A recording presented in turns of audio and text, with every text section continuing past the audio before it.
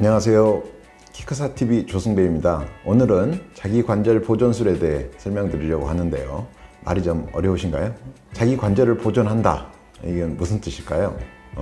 쉽게 말하자면 인공관절을 하지 않고 최대한 자기 원래의 관절을 살려서 쓸 수 있는 방법입니다. 관절염이 너무 심하고 나이가 워낙 있으시면 인공관절을 할 수도 있겠지만 그 전 단계에서 얼마든지 자기 관절을 잘 치료할 수 있는데요. 거기에 여러 가지 방법이 있습니다.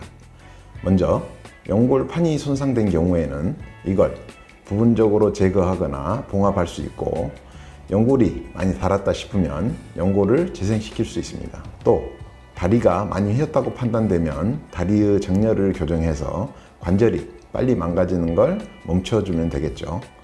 이렇게 원인에 맞게 다양한 방법으로 잘 치료를 하면 인공관절을 하지 않고도 내 연골, 내 뼈로 건강하게 지낼 수 있습니다. 바로 이게 자기관절 보존이라는 개념인데요. 요즘엔 평균 수명도 늘어나고 활동해야 하는 기간도 많이 늘어나는 만큼 자기관절을 보존하는 게 더욱더 중요할 수밖에 없죠. 그래서 좀 상세하게 자기관절을 보존하는 치료에 대해 여러 환자 케이스를 중심으로 소개해 드리려고 합니다. 오늘은 자기관절 보존술 중에서 연골만 손상되었을 때 치료했던 방법에 대해 설명드리도록 하겠습니다. 오늘 소개해 드릴 케이스는 자기관절 보존술 방법 중 연골만 손상되었을 때 치료했던 사례를 중심으로 연골 재생술을 어떻게 했는지, 결과는 어떤지 설명을 드릴까 합니다. 56세 환자분이 오른쪽 무릎 통증이 있다고 해서 찾아오셨습니다. 이분은 병원 오기 한 달 전부터 앉았다 일어날 때, 그리고 걸을 때도 통증이 있다고 하셨고, 무릎이 내원 당시에 부어 있는 상태였습니다. 그리고 주로 무릎 안쪽으로 통증이 있다고 말씀을 하셨고, 내원했을 당시 엑스레이 소견을 봤을 때는 거의 관절염 1기 정도 되는 상태를 보여주셨습니다.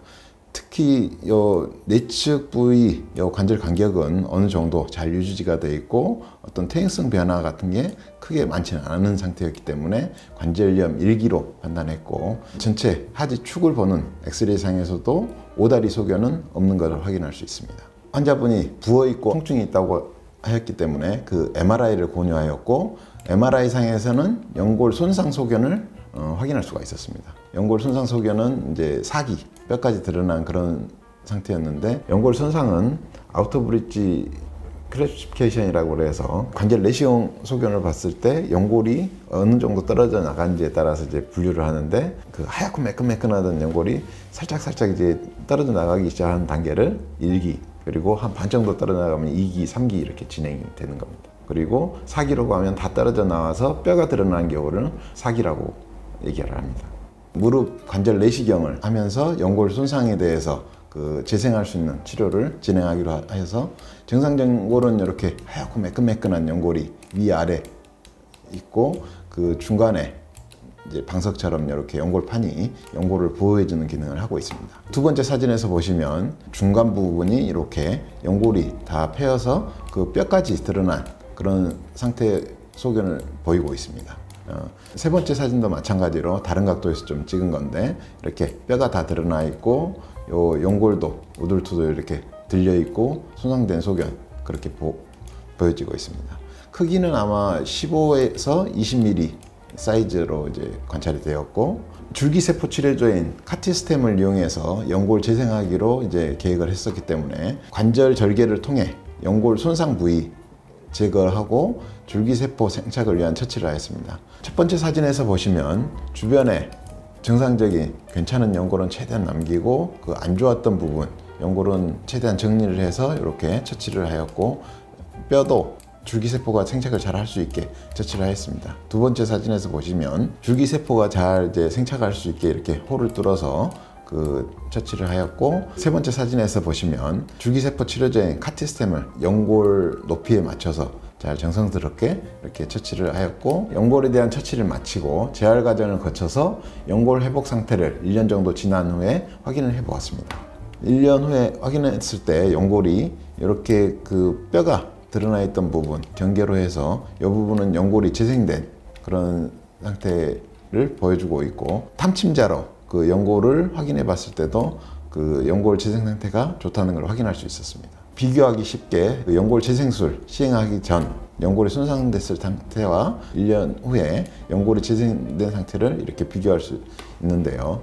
사진에서 보시는 것처럼 그 수술 전 망가졌던 연골이 수술 후에 잘 재생된 상태를 확인해 볼 수 있었습니다. 오늘 소개해 드리는 환자는 무릎이 붓고 통증이 있는 분이셨는데요. 검사 결과 연골이 손상됐고 이걸 잘 재생시켜주는 것만으로도 충분히 좋아질 수 있겠다고 판단이 되어 연골 재생술을 시행한 케이스였습니다. 보셨다시피 잘 재생된 연골 덕분에 통증도 사라지고 붓기도 없어지고 너무 좋다고 말씀해 주셨는데요. 이렇게 적절한 자기 관절 보존술은 관절염이 악화되는 것을 막고 내 연골로, 내 다리로 충분히 건강해질 수 있다는 걸 보여주고 있습니다. 다음번엔 또 다른 자기 관절 보존술 중에서 연골판을 살리는 치료 방법과 절골술 등에 대해서 말씀드리는 시간 가져보도록 하겠습니다.